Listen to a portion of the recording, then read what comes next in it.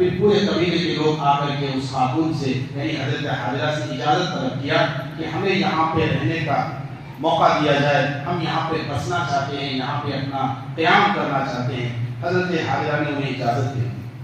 اس طریقے سے یہ پہلا قبیلہ آ کر کے اس جگہ آباد ہوا، وہی جگہ جو بالکل چکیل میدان تھا جہاں حضرت ابراہیم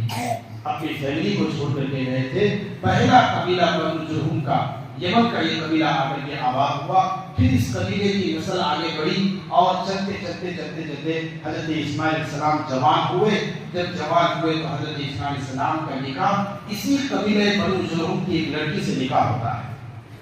نکاح ہو جاتا ہے۔ اس کے بعد ایک بہت ہی لطف اور ایک بہت ہی خوبصورت لیکن عبرت کی کہانی ہے، اس میں عبرت کی بات ہے، نصیحت کی بات ہے کہ حضرت ابراہیم علیہ السلام تو انہیں چھوڑ کر چلے گئے تھے، ملک شام میں قیام کر رہے تھے، کبھی کبھی بیچ بیچ میں آتے تھے دیکھنے کے لیے، خیریت وغیرہ پوچھنے کے لیے۔ اللہ کی طرف سے حکم نہیں تھا، اجازت نہیں تھی، کبھی کبھی آ سکتے تھے تو کبھی کبھی آتے تھے، دیکھ کر کے چلے جاتے تھے۔ تو ایک مرتبہ جب حضرت ابراہیم علیہ السلام آئے گھر پہ اپنے بیٹے کو، اپنی بیوی کو دیکھنے کے لیے، تو دیکھا کہ گھر کے اندر ایک لڑکی ہے۔ پوچھا اسماعیل کہاں ہے؟ تو اس لڑکی نے کہا کہ اسماعیل تو جو ہے باہر گیا ہوا ہے، شکار وغیرہ کے لیے جنگل کی طرف گیا ہوا ہے۔ تو اس بوڑھے آدمی نے کہا کہ دیکھو اسماعیل، ہاں دوسری بات یہ پوچھا کہ کیسا گزر ہو رہا ہے، گزر بسر کیسا ہو رہا ہے، کیسا چل رہا ہے گھر میں؟ تو اس لڑکی نے کہا کہ بڑی تنگی میں گزر رہا ہے، بہت مشکل ہے، بڑی مشکل سے وقت گزر رہا ہے، بڑی تنگی میں ہے ہم لوگ۔ یعنی گویا کہ شکایت کیا، گھر کی شکایت کی۔ تو ابراہیم علیہ السلام نے کہا کہ جب اسماعیل آ جائے تو اسے میرا سلام کہہ دینا اور کہنا کہ اپنی چوکھٹ بدل دے۔ میرے بھائیوں، ابراہیم علیہ السلام یہ کہہ کر چلے گئے۔ جب اسماعیل علیہ السلام واپس آئے تو پوچھا کہ کوئی آیا تھا گھر پہ؟ تو لڑکی نے کہا، اسماعیل علیہ السلام کی بیوی نے کہا ہاں ایک بوڑھا آدمی ضعیف آدمی آیا تھا۔ پوچھا کہ کیا کہا انہوں نے؟ کہا کہ انہوں نے آپ کو سلام کہا اور کہا کہ اپنی چوکھٹ بدل لے۔ تو اسماعیل علیہ السلام نے فرمایا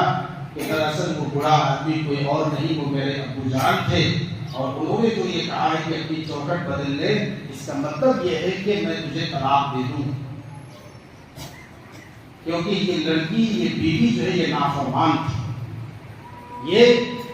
شکر گزار نہیں تھی، نافرمان ناشکرہ عورت جو ہے وہ کبھی گھر بسا نہیں سکتی، جو اپنے گھر کے اندرونی معاملات کو باہر اجاگر کرے،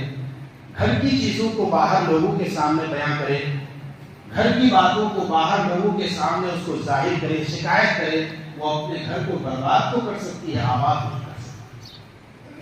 جو صابر عورت ہوتی ہے، شکر گزار ہوتی ہے اور برے حالات میں، برے وقتوں میں صبر کرنے والی ہوتی ہے، اپنے شوہر کی وفادار ہوتی ہے اور برے حالات میں اپنے شوہر کا سپورٹ کرنے والی ہوتی ہے، ایسی عورتیں حقیقت میں گھر کو بساتی بھی ہے، آباد بھی کرتی ہیں، اور ایسے ہی گھروں میں حقیقی سکون ملتا ہے، اور ایسا ہی گھر وہ جو ہے جنت کی، کیا کہتے ہیں کہ جنت کا ایک سایہ ہوتا ہے، اور کہتے ہیں کہ جنت جیسا ایک مزہ آنے لگتا ہے۔ لیکن جب بیوی نافرمان ہو، ناشکرہ ہو، تانے دینے والی ہو، شکایتیں کرنے والی ہو، تو جہنم کا ایک ٹکڑا بن جاتا ہے، گھر کا پورا نظام برباد ہو جاتا ہے، سکون غارت ہو جاتا ہے۔ اس لیے میرے بھائیوں، جب بھی نکاح کے لیے لڑکیوں کا انتخاب کرو تو بہت ساری چیزیں تحقیقات کرنی چاہیے۔ لڑکی کا مزاج کیسا ہے، اور لڑکی کا اخلاق کیسا ہے، لڑکی کا کردار کیسا ہے، اس کے گھریلو حالات کیسے ہیں، اس کے گھریلو ماحول کیسے ہیں، ان ساری چیزوں کو بہت سارے نوجوان جذباتی میں آ کر جھوٹی محبت کے جال میں پھنس کر کے وہ اپنے ماں باپ کو جو ہے دل دکھا کر کے اور ماں باپ کی مرضی کے بغیر میرے بھائی وہ شادی جیسے اہم اور اتنا بڑا فیصلہ کر لیتے ہیں، اور پھر بعد میں جو ہے گھر میں سکون وغیرہ سب ختم ہو جاتا ہے، بعد میں روتے پھرتے ہیں، بعد میں رونے سے کیا فائدہ ہے۔ اس لیے ہمیشہ شادی اور نکاح جیسے کام جو ہے یہ اپنے بڑوں کی سرپرستی میں، اپنے والدین کی سرپرستی میں، ان کی رضامندی سے، ان کے دیکھ بھال سے جو ہے اس قدم کو اٹھانا چاہیے، کیونکہ ان کے بال جو سفید ہوئے ہیں وہ ایسے سفید نہیں ہوئے ہیں، انہوں نے زندگی کے بہت سارے تجربات دیکھے ہیں، زندگی کے اتار چڑھاؤ دیکھے ہوتے ہیں، وہ سب کچھ دیکھے ہوتے ہیں، اس لیے وہ بہت کچھ دیکھ کر کے قدم اٹھاتے ہیں اور بہت ساری چیزوں کو تحقیق کر کے وہ فیصلہ لیتے ہیں۔ اس لیے نوجوانوں سے گزارش ہے کہ وہ کبھی بھی جلد بازی میں فیصلہ نہ کریں۔ زندگی کا بہت بڑا یہ مرحلہ ہوتا ہے، بہت عظیم مرحلہ ہوتا ہے۔ تو میرے بھائی بزرگوں دوستو، حضرت اسماعیل علیہ السلام نے کہا کہ میرے باپ نے کہا ہے کہ میں تجھے طلاق دے دوں۔ چنانچہ حضرت اسماعیل علیہ السلام نے اس لڑکی کو طلاق دے دی۔ دوسری لڑکی سے اسی خاندان قبیلہ بنو جرہم کی دوسری لڑکی سے شادی ہوتی ہے، اور دوسری لڑکی سے جب شادی ہوئی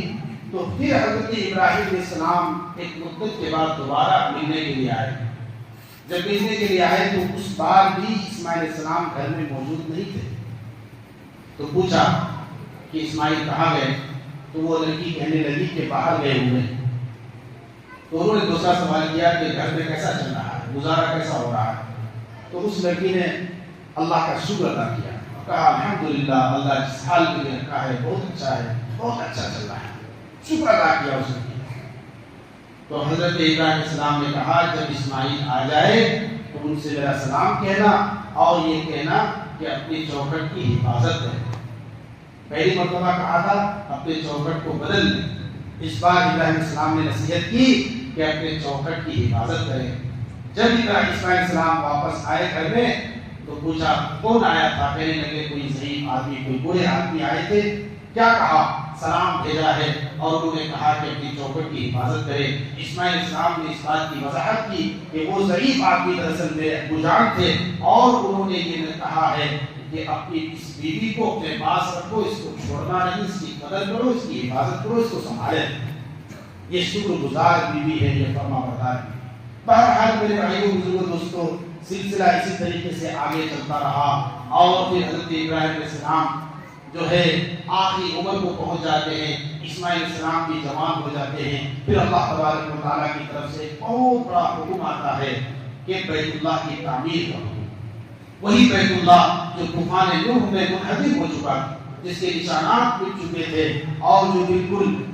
سیلاب میں بہہ گیا تھا، اس کی دیواریں ختم ہو چکی تھی، اسی بیت اللہ کو دوبارہ اثر نو، اسی پرانے نقشے پر اور اسی پرانے نشانات پر جو ہے اس کو اٹھانے کا، اس کی تعمیر کرنے کا اللہ تبارک و تعالیٰ نے حکم دیا۔ باپ اور بیٹے نے، باپ مستری کا کام کیا ہے اور اسماعیل علیہ السلام نے مزدوری کا کام کیا ہے۔ دونوں باپ اور بیٹے نے کعبۃ اللہ کی تعمیر کا کام شروع کیا، اور جب کعبۃ اللہ کی تعمیر مکمل ہو گئی، مکمل ہونے کے بعد پھر حضرت ابراہیم علیہ السلام نے کچھ دعائیں کی تھی۔ انہی دعاؤں میں ایک بڑی دعا اور ایک عظیم دعا یہ تھی کہ اے اللہ، کعبۃ اللہ کی تعمیر تو ہو چکی ہے، کعبۃ اللہ ہم بنا چکے ہیں، لیکن اس کی نگرانی کرنے والا، اس کو چلانے والا، اس کا ایک متولی چاہیے، اور اس کا ایک ذمہ دار چاہیے، اس کا ایک ہادی چاہیے، اس کا ایک رہبر چاہیے، اس کا ایک معلم چاہیے۔ وہ معلم نبی کی شکل میں، نبی آخر الزمان صلی اللہ علیہ وسلم کی شکل میں ابراہیم علیہ السلام نے دعا کی تھی،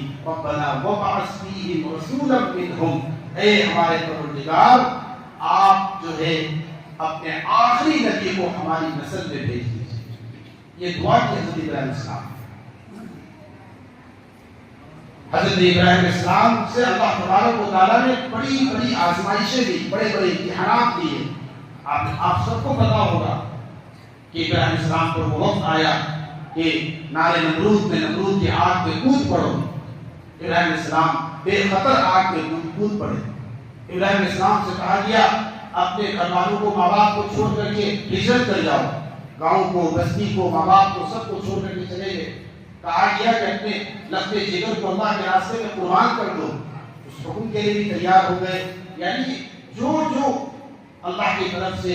امتحان آیا، سارے امتحانات میں ابراہیم علیہ السلام لبیک کہتے ہوئے امتحانات کو پاس کیا ہے، اور سارے امتحانات میں بہترین نمبر حاصل کر کے جب اس کا انعام اللہ سے مانگا ہے، وہ انعام یہی تھا کہ اے سب سے بہترین انعام دینے والے، اے سب سے زیادہ بہترین مزدوری دینے والے، اجرت دینے والے، ہماری اجرت بھی دیجیے، ہمیں انعام دیجیے۔ انعام یہ دیجیے کہ آپ کا آخری نبی، آپ کا محبوب ہماری نسل میں پیدا کر دے۔ یہ دعا کی تھی حضرت ابراہیم السلام نے۔ پھر اللہ تبارک و تعالیٰ نے اپنے حبیب کو، اپنے محبوب کو بھیجنے کا ارادہ فرمایا۔ آپ صلی اللہ علیہ وسلم کی آمد سے پہلے دنیا کے حالات اتنے خطرناک ہو چکے تھے، اتنے سنگین حالات تھے، اللہ اکبر، چاروں طرف جہالت ہی جہالت، اندھیرا ہی اندھیرا، انسان تھا، انسانیت نہیں تھی، انسان کے اندر دل تھا لیکن اس میں دھڑکن نہیں تھی، رحم دلی نہیں تھی، انسان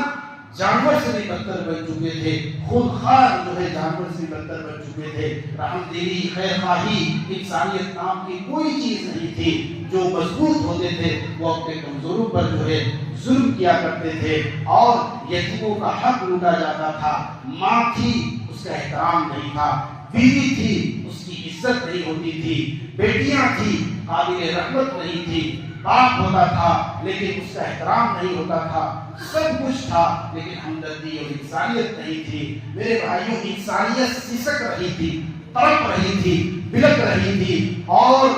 بیوائیں پر بیواؤں پر اتنا زیادہ ظلم ہوتا تھا۔ کسی کا شوہر اگر مر جاتا تھا تو اس کو منحوس سمجھا جاتا تھا، اس کو کسی ایک کمرے میں مقید کر دیا جاتا تھا کہ تم گھر سے مت نکلنا، اور پھر عورتوں پر اتنا ظلم ہوتا تھا، اتنا ظلم ہوتا تھا، اللہ اکبر، اللہ اکبر، عورتوں کی منڈیاں لگتی تھی، ان کی قیمت لگائی جاتی تھی، جس طرح سبزیوں کی منڈی ہوتی ہے، فروٹس کی منڈی ہوتے ہیں، اسی طریقے سے اس وقت عورتوں کے بازار لگتے تھے، اور یہاں تک کہ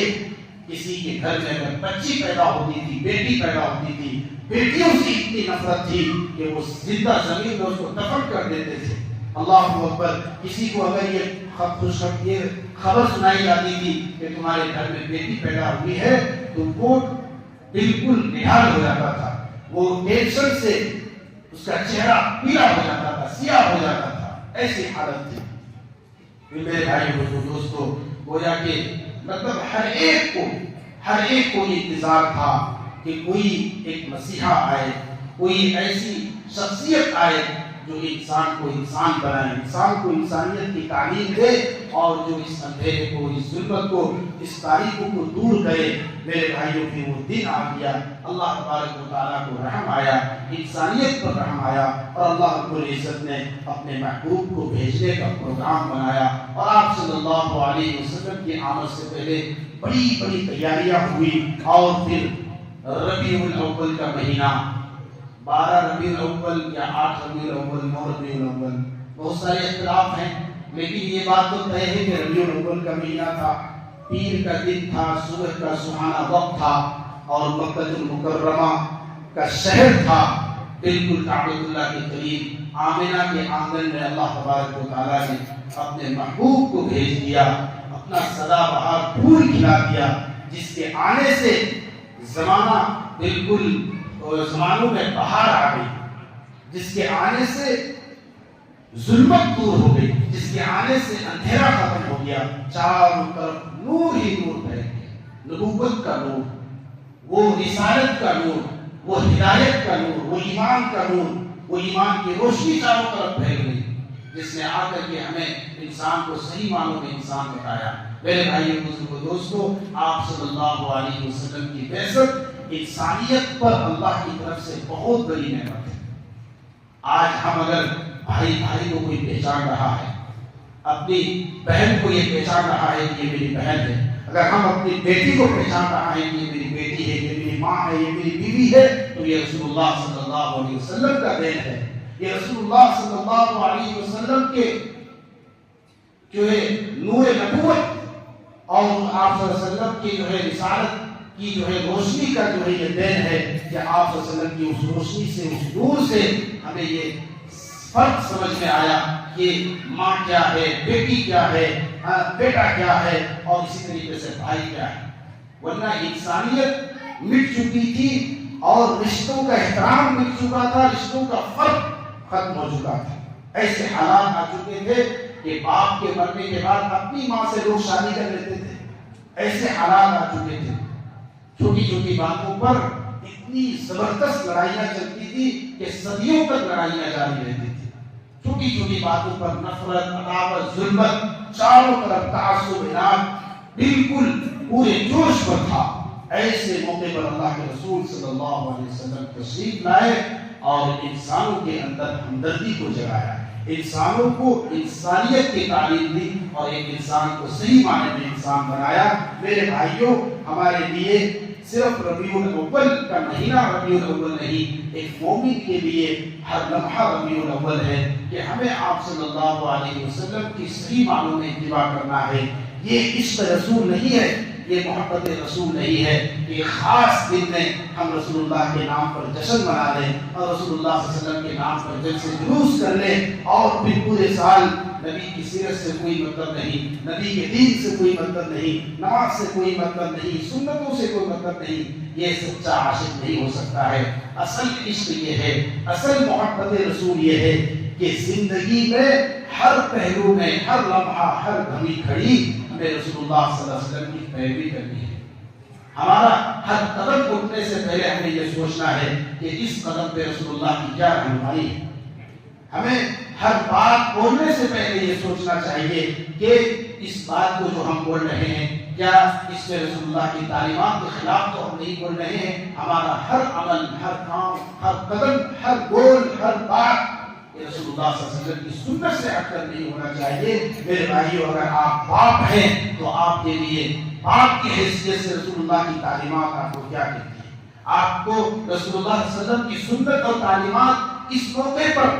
کیا تعلیمات، کیا ہدایت کرتی ہے، کیا رہنمائی کرتی ہے کہ اگر آپ باپ ہیں تو اپنے بچوں کی آپ صحیح طریقے سے ان کی پرورش کریں، ان کو صحیح طریقے سے ان کی تربیت کریں، دینی اور اسلامی تربیت کریں، ان کے حقوق ادا کریں۔ اگر آپ بیٹا ہیں تو بیٹے کی حیثیت سے آپ کو رسول اللہ کی سنت، رسول اللہ کی تعلیمات کیا ہدایت کرتی ہے۔ میرے بھائیوں، اگر آپ شوہر ہیں تو شوہر ہونے کی حیثیت سے بھی آپ پر جو تعلیمات لاگو ہوتی ہے ان تعلیمات کو آپ کو اپنانا ہوگا۔ بیوی کی حیثیت سے آپ اگر ایک تاجر ہیں، تجارت کر رہے ہیں، کاروبار کر رہے ہیں تو وہاں بھی آپ کو رسول اللہ صلی اللہ علیہ وسلم کی تعلیمات کو اپنانی ہوگی۔ وہاں کسی کے ساتھ غداری نہیں، کسی کے ساتھ ناپتول میں کمی نہیں، اور ہر موڑ پہ، ہر معاملے میں آپ کا کوئی پڑوس ہے تو آپ کو وہاں بھی رسول اللہ صلی اللہ علیہ وسلم کی تعلیمات اور سنتوں کو اپنانا ہوگا کہ ہمارے پڑوس کو ہماری طرف سے کوئی تکلیف نہیں پہنچنی چاہیے۔ گویا کہ زندگی کے ہر شعبے میں،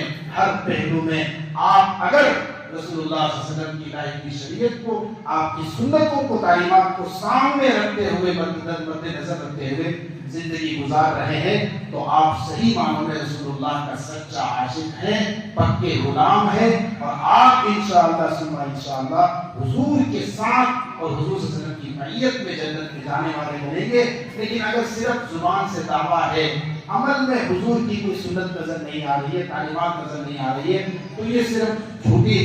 جھوٹے دعوے ہیں اور جھوٹے دعووں سے کچھ نہیں ہونے والا ہے۔ ہم رسول اللہ صلی اللہ علیہ وسلم کے میلاد النبی کو ماننے سے انکار نہیں کرتے، الحمدللہ ہم مانتے ہیں۔